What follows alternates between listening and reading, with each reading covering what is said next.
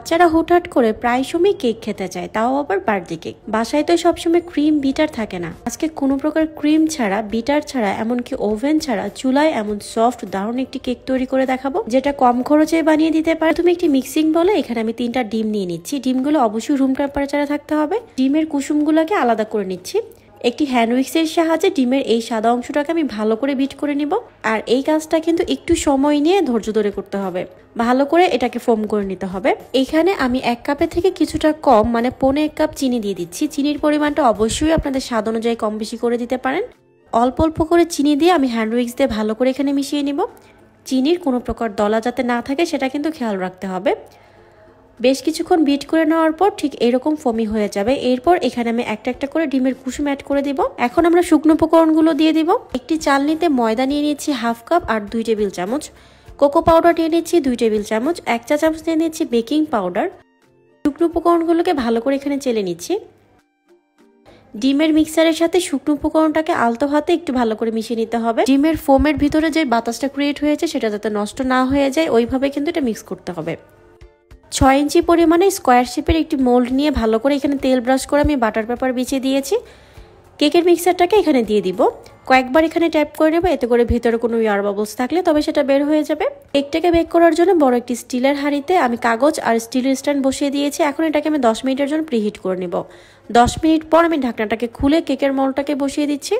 এখন চুলার আঁচটা একদম লোতে করে 30 থেকে 35 মিনিটের জন্য এটাকে বেক করে নিতে হবে। আর 30 মিনিট পর ঢাকনাটাকে খুলে দিয়ে কেকটা চেক করে নিচ্ছি। কেকটা একদম পারফেক্টলি হয়ে গিয়েছে। ক্রিমের জন্য এখানে একটা ডিমের কুসুম, সে সাথে 1/2 কাপ দিয়ে দিচ্ছি চিনি। গুঁড়ো দুধ দিয়ে দিচ্ছি 1/2 কাপ থেকে কিছুটা বেশি। কর্নফ্লাওয়ার 2 টেবিল চামচ। সবকিছুকে ভালো করে মিশিয়ে নিয়ে এখানে আগে থেকে জাল করে রাখা 2 কাপ পরিমাণ লিকুইড দুধকে আমি আস্তে আস্তে দিয়ে দিব। দুধটাকে আস্তে আস্তে দিতে হবে আর এভাবে মিশিয়ে নিতে হবে। আর প্যানটাকে কিন্তু আমি এখনো চুলায় বসাইনি। সবকিছু ভালো করে মিশিয়ে নিয়ে প্যানটাকে চুলায় বসিয়ে দিব। আর যেহেতু কর্নফ্লাওয়ার দেওয়া হয়েছে, কিছুক্ষণের মধ্যেই দেখতে পারবেন এটা ঘন হতে শুরু। ক্রিমটাকে এই পর্যায়ে বেশি ঘন করা যাবে না, কারণ এটা ঠান্ডা হয়ে যাওয়ার পর আরো অনেক ঘন হয়ে যাবে। কেকটা ঠান্ডা হয়ে যাওয়ার পর এভাবে 4-5টাকে ছাড়িয়ে নিয়ে ডিমোল্ড করে নেব। এটা কতটা সফট হয়েছে আপনারা নিশ্চয়ই দেখে বুঝতে পারছেন। কেকের উপরে এই পার্টটাকে কেটে নিচ্ছে, এটা আমরা পরে ব্যবহার করব। এখন মাঝখান দিয়ে আমি 2টা স্লাইস করে নিচ্ছি। 1/4 কাপ পানিতে 2 টেবিল চামচ পরিমাণ চিনি দিয়ে সুগার সিরাপ বানিয়ে নিয়েছি। সুগার সিরাপটাকে প্রথমে ব্রাশ করে নিয়ে এরপর বানিয়ে রাখা যে ক্রিমটা ছিল সেটাকে এখানে স্প্রেড করে দেব। ক্রিমটা কিন্তু অবশ্যই ঠান্ডা করে তারপর এখানে ব্যবহার করতে হবে। একটা লেয়ার হয়ে গেলে একইভাবে আমি আরেকটা লেয়ার দিয়ে প্রথমে সুগার সিরাপ দিয়ে তারপর ক্রিমটাকে এখানে আমি স্প্রেড করে নিব। একইভাবে উপরে স্লাইসটাকে বসিয়ে দিয়ে সুগার সিরাপ আর ক্রিম দিয়ে এটাকে স্প্রেড করে নিচ্ছি। কেকের 4-5টাতে হালকা করে আমি ক্রিম এভাবে দিয়ে দিচ্ছি। কেকটা ক্রিম দিয়ে কোট করা হয়ে গিয়েছে। প্রথমে কেকের উপরের যে একটা পার্ট কেটে রেখেছিলাম সেটাকে আমি ব্লেন্ডারে দিয়ে এরকম গুঁড়ো করে নিয়েছি। কেকের এই গুঁড়ো অংশটাকে এইভাবে 4-5 থেকে আমি আস্তে করে বসিয়ে দিচ্ছি। ক্রিমের সাথে আমি 1 চা চামচের মতো কোকো পাউডার মিশিয়ে নিয়েছি। এখন এটাকে উপর থেকে আমি ঠিক এইভাবে ডিজাইন করে নিচ্ছি।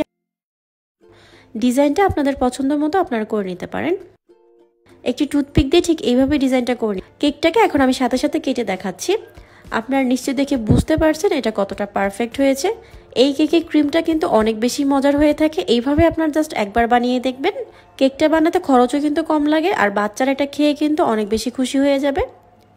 কেকের এই রেসিপিটা আপনারা কে কোথা থেকে দেখছেন কমেন্ট করে আমাকে অবশ্যই জানাবেন। আজ এই পর্যন্ত সব অনেক বেশি ভালো থাকবেন। আল্লাহ হাফেজ।